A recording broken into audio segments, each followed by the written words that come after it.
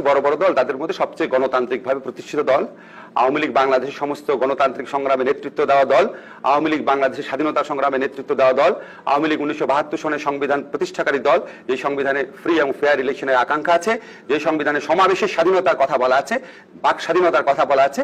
আওয়ামী লীগ সেই দল যেই দলের প্রতিষ্ঠাতারা এই স্বাধীনতাগুলো রক্ষা করার কথা বাংলাদেশের সংবিধান সন্নিবেশিত করে গেছে। আওয়ামী লীগ বাংলাদেশে স্বাধীনতা সংগ্রামে নেতৃত্ব দানকারী দল, আওয়ামী লীগ বঙ্গবন্ধুর দল, আওয়ামী লীগ তাজউদ্দিনের দল। মানুষের পরিবর্তে এখন কাঁঠাল, এবং এই কাঁচা কাঁঠাল, এই কাঁঠালের কাবাব হয়, কাঁঠালের বার্গার হয়। ঠিক আছে না, বলেছিল কাঁঠাল দিয়ে কিছু একটা বানানোর কথা, তো এখানে মনে হয় এগুলোরই প্রয়োগ হয়েছে, এখানে সবকিছু আছে। আমি সত্যি কাঁঠাল দিয়ে এত কিছু হয় এটা জানতাম না, একেবারে নতুনত্ব মনে হচ্ছে আমার কাছে। সবসময় চেষ্টা করি কাঁঠালে কোনো কিছু বানাতে, হ্যাঁ, আর এগুলো দেখে আমি সত্যি সত্যি নিজে খুব উদ্বুদ্ধ হয়েছি।